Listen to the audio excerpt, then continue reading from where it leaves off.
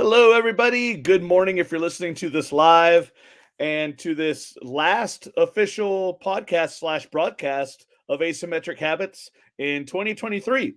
So, today we're talking about New Year's resolutions, which is a topic, if you have been following this broadcast, that we cover every year. Like, this is actually, I think, our third overall talk on New Year's resolutions. We got a couple saved in the archives. Coming up, it's like we're all focused on Christmas right now. Today, the day of recording, it's December 22nd. Christmas is around the corner.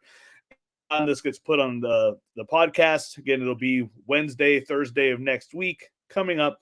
And New Year's resolutions will really be front and center for a lot of people, whether they're ourselves or for others. And a big thing with New Year's resolutions that we always talk about is, there's just these changes that people make New Year's resolutions based on things they actually want to do. Or at least that's, that's what we want when we say this. We have these goals or we have habit changes that we want to make. But we've kind of tied them together with the idea that these are likely to fail or that it's okay, like they're going to fail quickly. It's odd to me that we do this as a society, things that we really want to do, when at the same time we'll turn around and think about how likely New Year's resolutions are to fail, how most of them don't stick. And like if we really want to have change or to set these goals, why not actually come up and use some strategies that will help us actually achieve them, that may or may not have anything to do with the calendar, but at least do what we can to help achieve them, and maybe even help others, stick with their resolutions as well. So, what about you, brother? So, one of the reasons that I have assumed these fail, I don't know how you would meaningfully research this, but one of the reasons I assumed New Year's resolutions often don't work well for people, because that part is well documented, is that they often fail. But the reason that I think they do is there's a ritualistic component to doing a New Year's resolution, because it's basically a habit change. New Year's resolution is a habit change, but because it is done at this societally approved time and at this turning of the year, that provides a component of ritual. And one of the things that people will accidentally tend to do is they will do the ritual part. I mean, they might even write down their goals, and they might, maybe have something that looks ceremonial. I mean, most people don't formalize it quite to the point of calling it a ceremony, but there's usually some amount of reverence to it. But what people seem to become vulnerable to is the ritualistic component makes it seem like the habit change should somehow be magical. Mm-hmm. And so what people will tend to do is they will create their resolution, they'll start, but most people, quite frankly, do not have good knowledge of how habit change works. And so, without that, what they're essentially relying on is the magic of the New Year's resolution ritual, combined with the idea that willpower should be infinite and they should just be able to, like, magically, psychologically power through literally anything. Uh, and then 6 months later, when they're completely back to the old habits, they either wonder what happened, or more likely, they beat up on themselves for being some sort of habit change failure, and letting themselves down, and all of the terrible things that we oftentimes say to ourselves related to this. So hopefully today we can give people a few tips to not have the failure, to do the ritualistic part of the New Year's resolution, but not rely on just like hope and stardust and willpower, but have some actual strategies for making changes they want to make. Yeah. In some cases, I feel like even willpower is a bit of a stretch, because it's almost like at this time of the year, I feel like a lot of people focus more on, or not maybe focus, but they almost want or think that desire will get it done. Like, okay, I really want this. And, or, like, I want this to be the year that I lose 30 pounds, or I want Mhm. this to be the year that I get this job promotion, whatever it is. And like you're saying, like the ritual steps, the magic of the fact that the calendar flips over to a year, and it's almost just like, okay, if I start the year wanting these things and start working towards it, it will just be like a steady journey or something and get it done. But I feel like Mhm. a lot of times it even stops there. And so I feel like we're big awareness people when it comes to a lot of these broadcasts. Definitely a top, definitely word that comes up a lot in these. I feel like one of the bigger things that could help a lot of people from the get go is actually like putting like looking at what they really want. Really defining what they want. Actually, like, okay, what do I really want to change? And becoming aware of the steps that it actually takes to get. Like you're saying, it's not just simply I want this to happen, I'm going to make it happen, but okay, these are I would say two things. One, become aware of the steps you actually need to take. Two, bring it to the things you really want the most. So if you have, say, a list of like 10 New Year's resolutions you want to make, like this year I want this year I want this, that's a lot of changes and a lot of goals to focus on at once. Would say Mhm. that's it. I mean, cut it down to, I don't have any actual magic number. You might like no more brain wise, but I would say, I mean, no more than like three personally. I'd say one. Okay, But, awesome. I actually wanted to but, say like one or two, but I was like, I'll yeah, give and here's why. I'll tell you exactly why. Because one habit change is not one habit change.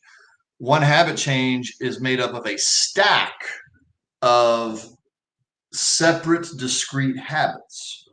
So let me tell a bit of that story. So let's take any number of resolutions somebody can make.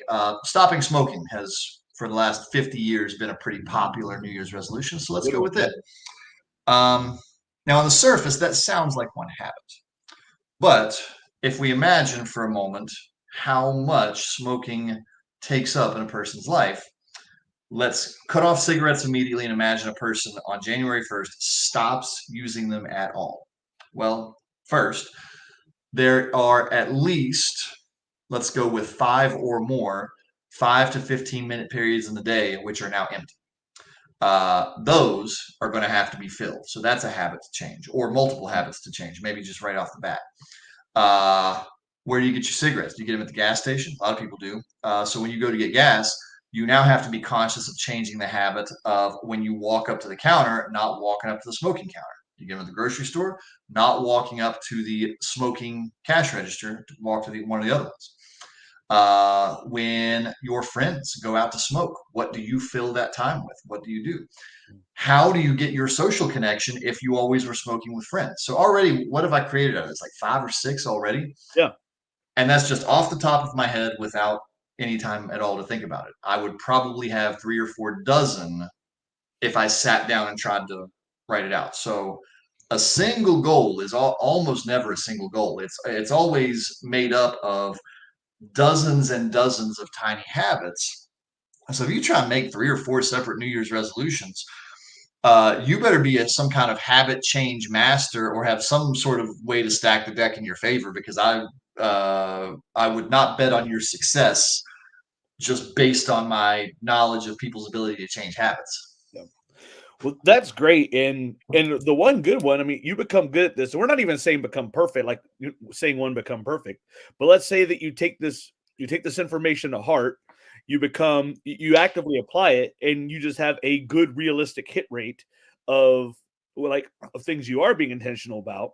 And in the next, let's say 10 years, you take one resolution each, and let's say you hit 7 of them, you know, like that's still 7 really big changes that you just made in your life in the next 10 years.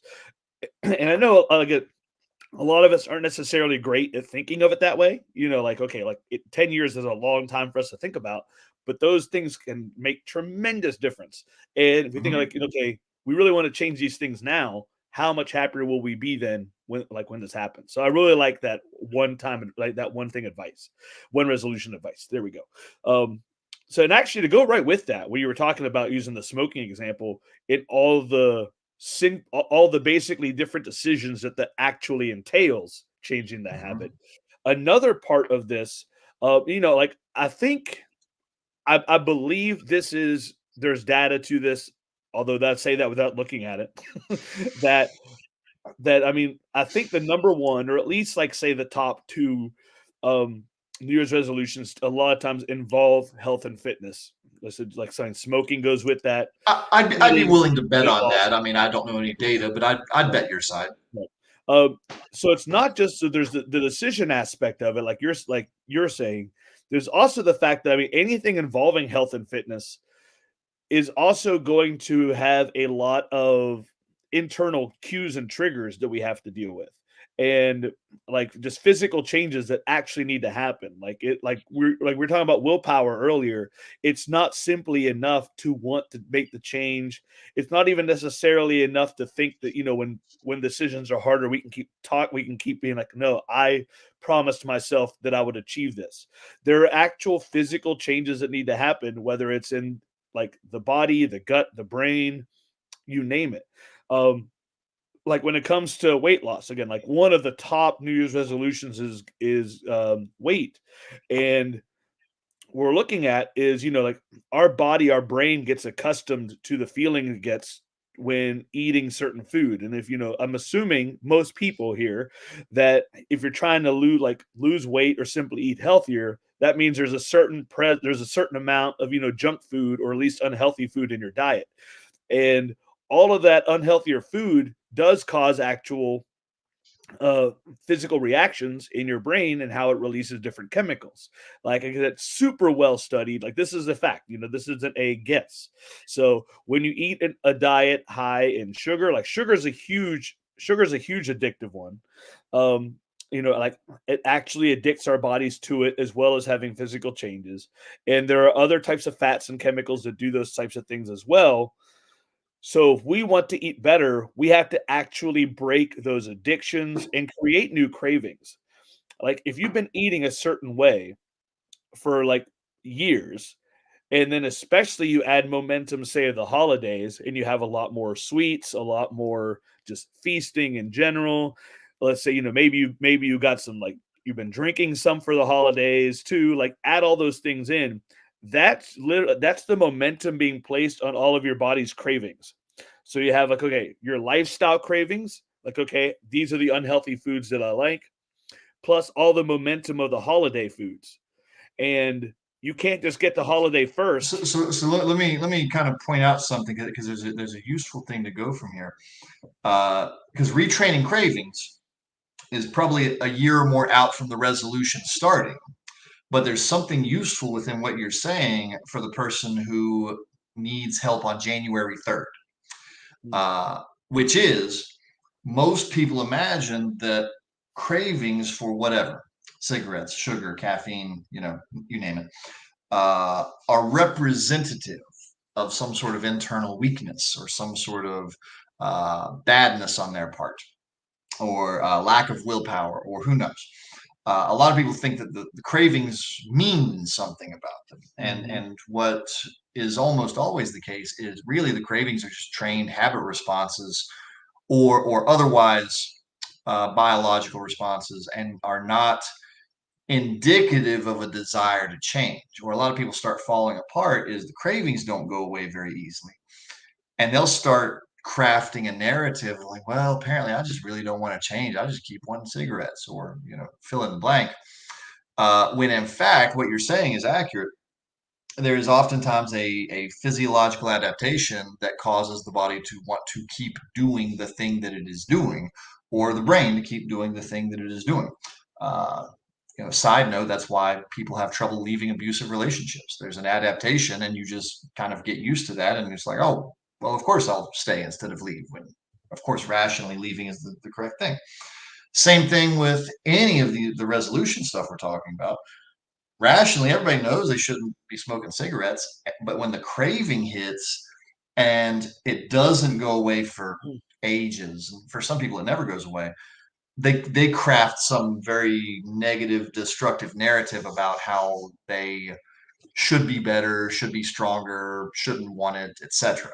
And so on January 5th or February 12th, it's really important to know that the craving doesn't mean anything. The craving is just the craving.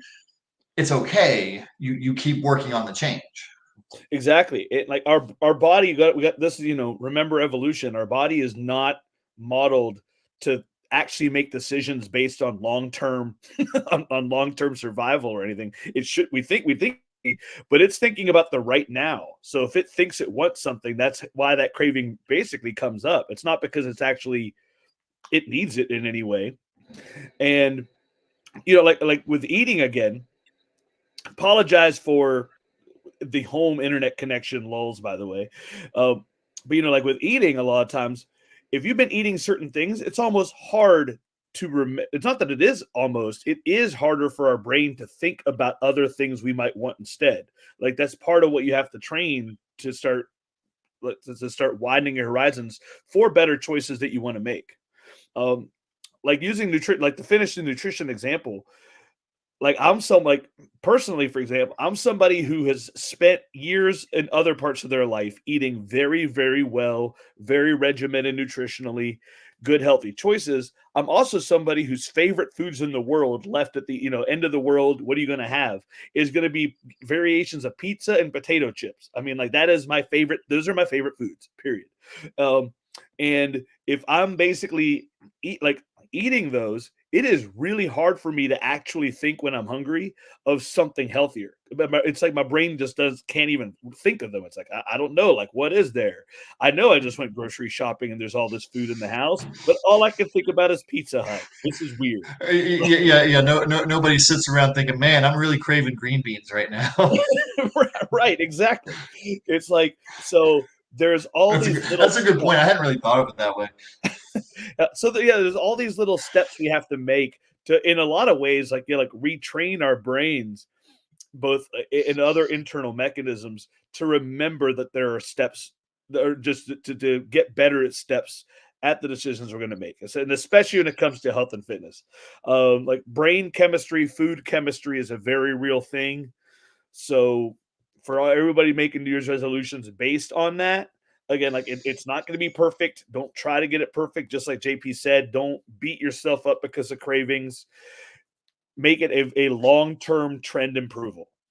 Like, Mhm. just you make a mistake, you fall like something like that, no worries. Just get back up. Don't even try to just forgive yourself, brush it off, and walk on.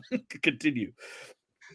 So let's talk about setting up for success, because there's one habit a lot of people have uh, that sets them up for failure before they even start.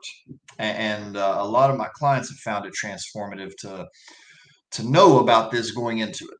And we've mentioned it probably on some of our previous year's resolution podcasts.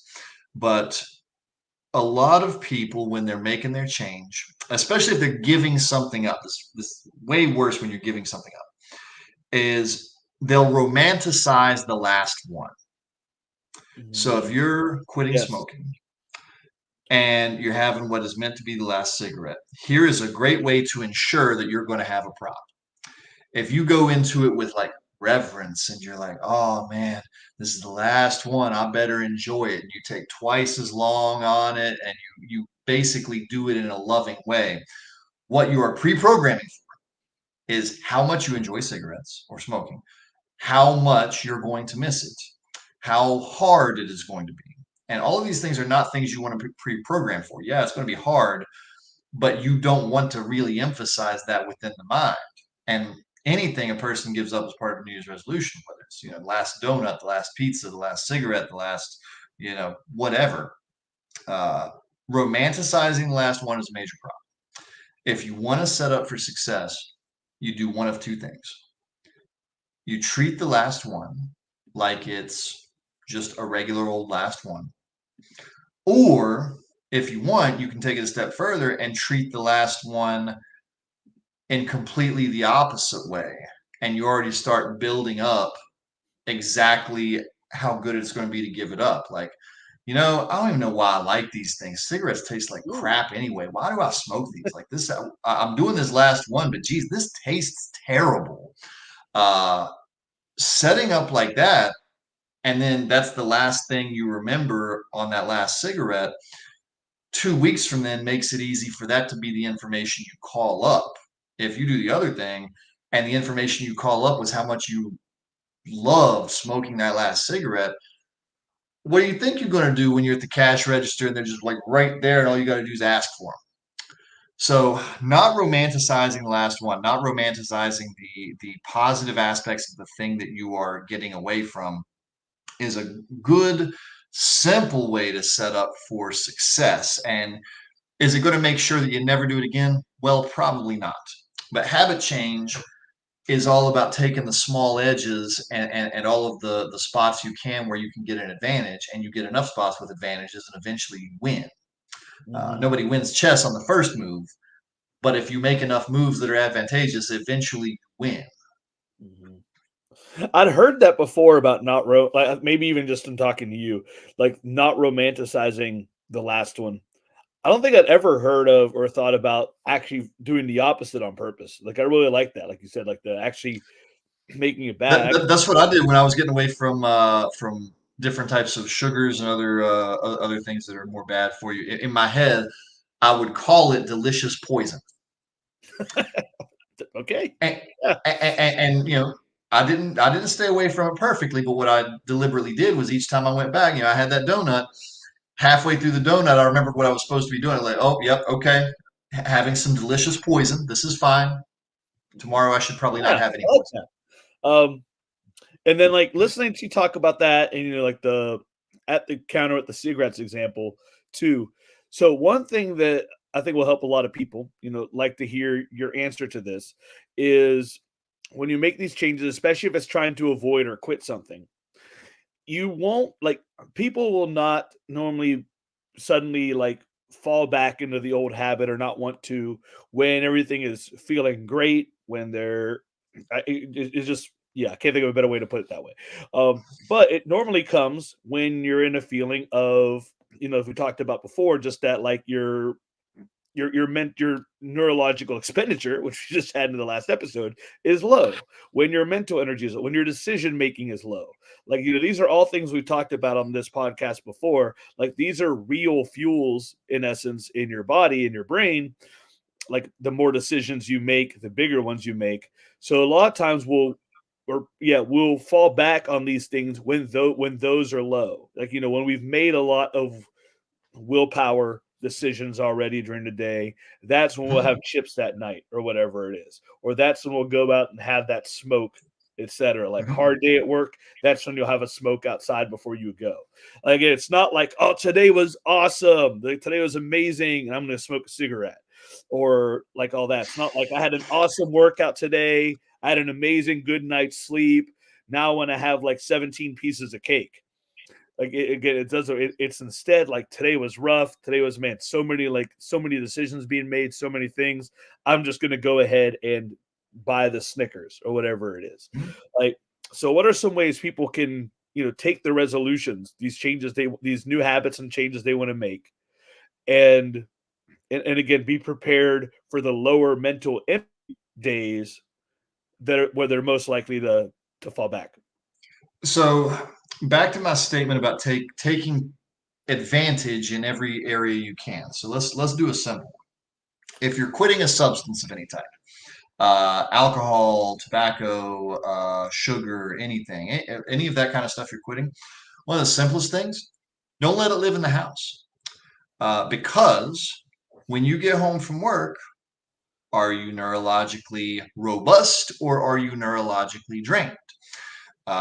Your decision making when you get home in the evening is going to be more difficult, and especially if you got like kids or if there's any kind of problem at home, because you're then going to expend even more neurological energy. So one of the easiest, simplest things to do is just ensure that it doesn't live in the house, in the place where you are likely to be neurologically drained. And then you can take that and start expanding it and create a ton of habits just off that concept before you get into anything else. So let's say, I've quit something, but I've got to go to the place where it lives. And, cigarettes live at any gas station and grocery store and liquor store. And I mean, where the hell else can you get cigarettes? I mean, they practically fall out of the sky. You can get them anywhere. You can stop somebody on the street and ask for cigarettes if you see them smoking, and half the time they'll give you one. Uh, so one of the things to do then is, if you want to address it as in like dealing with every little advantage you can, make sure that if you're going to be exposed, you're timing your exposure for when you're strongest. So if I know that I get up in the morning and I'm like wiped out and I can't hardly think and I'm not really awake yet, that's not the right time to be exposed to the thing I'm trying to stay away from. I don't want to go to the gas station in the morning if I'm drained in the morning because I might be weak then and I might end up relapsing. I want to go when I know I'm going to be at my best. So maybe I'm doing that after a workout. Maybe I mean, everybody's different. So this is a deeply individualized thing. But making sure that you are at your strongest if you're going to have an exposure is a really good one. Now, one of the things that we've really talked about a lot is the New Year's resolution that's related to subtracting. Yes. New Year's resolution related to adding is different. People who want to start going to the gym, people who want to, I don't know, work on a new certification and get a promotion, those kind of things. It's the same concept, you just address it differently, which is okay, if I know I'm neurologically drained after work and I'm going to have real trouble saying yes to the gym, well, I don't time the gym for when I'm neurologically drained. I time it for when I'm going to have the easiest time saying yes. And if the best I can do is go from 0 visits a week to 1 visit a week because the only time I can think of is 2 p.m. on Saturday afternoon, well, the hell with it. I mean, okay, fine. You can go. I mean, mathematically, moving from 0 to 1 is a difference of infinity. Like that's the biggest difference you can possibly make. Yep. So when you're adding, you do the exact same thing. You just, instead of managing exposure, you're trying to time the thing you are adding for when you're at your maximum so you can say yes to it instead of coming up with, oh, I'm too tired. I'll do it tomorrow. Well, maybe next week. Because that's when we're vulnerable to those statements, is when we're neurologically drained. That's great. Going into adding is exactly what I thought we go to next, and you took right into it. Um, and so, what about in terms of any like planning or thoughts on if you don't want to add schedule? Okay, in terms of routines or getting rid of other things to make space for adding stuff, are those things that you think people should like give thought to ahead of time and kind of try to like plan anything like that, or should they try to add the change in a more organic that way and then tweak later if they feel like they needed to subtract something else or create more of a routine? I don't observe that there's a clear cut way because everybody's different enough that Mm. some people do it the start and figure it out as you go method, and that works wonderfully for them. Some people try the start and figure it out as you go and get overwhelmed. Some people can sit down and craft up a plan and have it be 80% right and feel good about that. Some people try to sit down and come up with a plan, and one of two things happens. They are either overwhelmed trying to come up with a plan, or worse, the brain sometimes has a hard time telling the difference between thinking about a thing and doing a thing. So sometimes you'll check off like, oh yes, well I've created a plan, I'm good now, and you Mm. actually then don't end up doing the action. Uh, Yeah. so I would say it's kind of up to the individual. Pick one of those strategies, start. If you find out that strategy sucks, switch to the other one. Habit change is a lot about experimenting and seeing what you can make work, which is why one of the stages of change is basically relapse. Because your stages of change are pre-contemplation, contemplation, preparation, action, maintenance, and relapse. Almost always there's relapse, and you got to get back on the wagon. Whether it's actual formal addiction to something or if it's just like I feel lazy this week and I don't go to the gym. And now you've got to, 25% rebuild the habits that you had been building because you relapsed into, I don't want to say laziness because that feels pejorative, but like relapsed into being sedentary. Maybe that's the right way to say Mm. that. Mhm. Um, like to take that and something I wanted to say, like adding in, like would just my very simple way of basically trying to say something like that was going to be like to give yourself permission to be conservative starting the changes that you want to do, especially when adding. I feel like with when you're at like in trying to start new habits, like with going to the gym or studying a new certification, etc. It can really help to take those conservative baby steps and well, this part's similar to quitting. don't go into it and think that you just instantly have to try to quit, like, or start 100%. And definitely don't give yourself permission to fail, as long as it comes with getting back up again and just getting right back. Hold on. Let me make a clear distinction. Give yourself permission to not beat up on yourself when you relapse. Don't give Yeah, yourself permission to fail, because failure only happens when you quit. Failure only happens when you give it up. A lot of people think they failed just because they relapse. yes, exactly.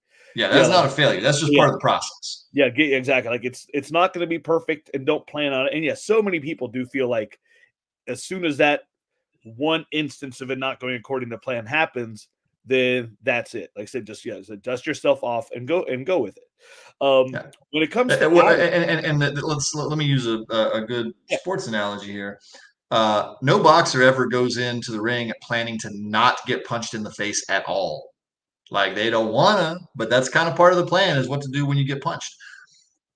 Part of the change process is, okay, what do I do now that I've relapsed? And it's okay to experience that. Like, it's not ideal, and I'm not going to, sugarcoat it and pretend it is, but it's okay that yeah. that part of the process happened. Mhm. Um, and to go with the addition is something we've talked about before as well. Is give yourself that white space time frame whenever, if you want to, like you said, like you already hit on making sure that it's not when you're energetically low. Like you said, like, don't go to the gym. Don't try to go to the gym if you're normally drained after work. Don't try to study for stuff like that. But also, when making these changes, don't try to make like a perfect schedule or a perfect plan to go with it.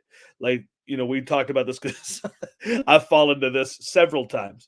Is, if going to the gym, if you want a half hour to work out, and you feel like you have like a 1 hour break, but it's already normally a 15-minute commute, giving yourself that exact 1 hour is kind of iffy, because that means one thing goes wrong, one traffic jam, anything like that, and all of a sudden the whole thing leaves. Like, if you're giving yourself 60 minutes for a 60-minute thing, it doesn't take long. Yeah, I'm the worst person to be talking about this, but at the same time, that also makes me a great person to talk about this, because I'm telling you this is exactly how it happens, which is why I'm late for everything.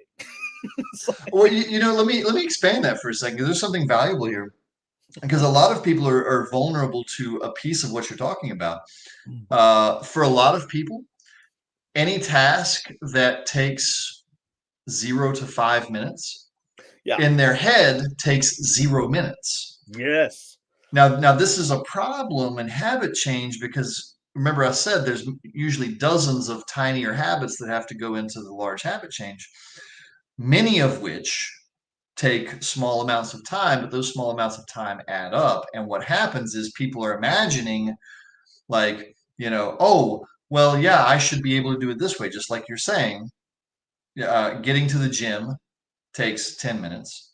Changing into your workout clothes takes 5 minutes. Getting warmed up takes 5 minutes. And suddenly already we're starting to arrive at, you didn't allot enough time, because there's all these little 5 minute tasks that you accidentally accounted for it in the amount of 0 minutes.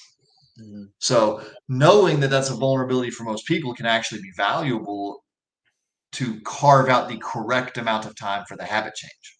Absolutely, yeah. Round up, don't round down. Yes. Yeah, and that's basically exactly where I wanted to go with that. Is, yeah, like, so often you just lump all these little things, but they're all so small where it's like, oh yeah, that's like 5 minutes. Like, no, that's Well, actually and actually, let's also take a moment of empathy here, because there's a thing a lot of people have done to themselves, and it is painful to deal with this part. A lot of people, time wise, have really painted themselves into a corner, especially if they have kids. But even people without children do this to themselves quite a lot.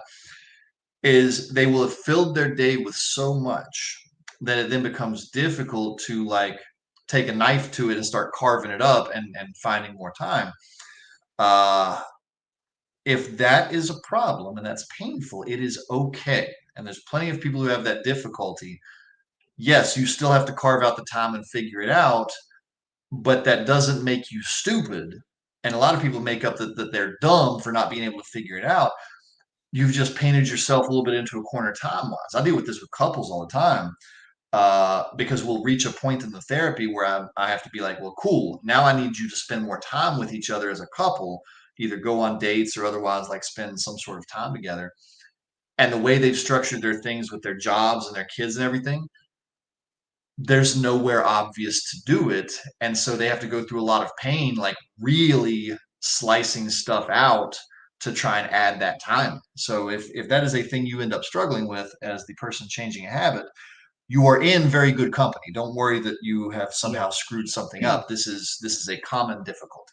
Yeah. To basically plug ourselves, that like if you're serious about New Year's resolutions or just any point in time that you got these habits that you want to change, whether it's adding or subtraction, go check through our archives of what we published. Because just the more we keep talking, the more I realize how many things we've talked about before that will help in these situations.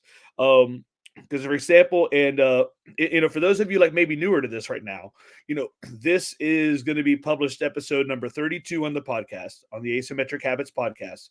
But JP and I also still have a few dozen more episodes we've recorded in the past couple of years that haven't even been published yet. So, if they're not there yet, there's a good chance they will be in the near future. And because I was just thinking about, for example, we did an entire episode about automating things, about how those things can help you out, like the little things that you can automate to help save you time, help save you stress.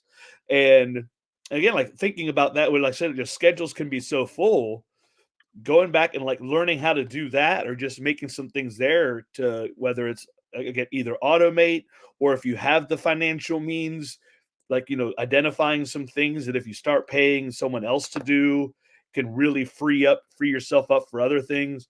Like, so there's so much stuff out there that we've already talked about, a lot of these things that can really help with these changes. But so I mean, to talk on that one briefly, so that can be one. So especially with that, like if you're finding it really hard to figure out how to fit something in, like you said, because there's so much stuff, see if there is something in there that you can either one, make automatic, two, maybe clump it a little bit, like, or three, like again, if you have the means, even pay to not have it be on your plate if it helps you out with something else. Mm-hmm. Just give you an example of like the clumping one, for example, is, or even a couple things. I mean, these are all like examples based on me right now, but little things like that is on the kind of automation side. For one, is I've taken a handful this month, and I've taken a few of the processes at the gym that I've been doing since we opened it in the business, and given them to some of our employees. And again, this isn't necessarily a business thing, just an example like that I can think of off the top of my head. Um, Another thing that I'm doing with that is I typically write workout programs almost every single day. And sometimes it takes a lot of time, sometimes it doesn't. But sometimes the biggest problem with that is that it actually just simply interrupts the momentum of what something I would rather be doing instead. But it's like I have to stop and write these workout programs.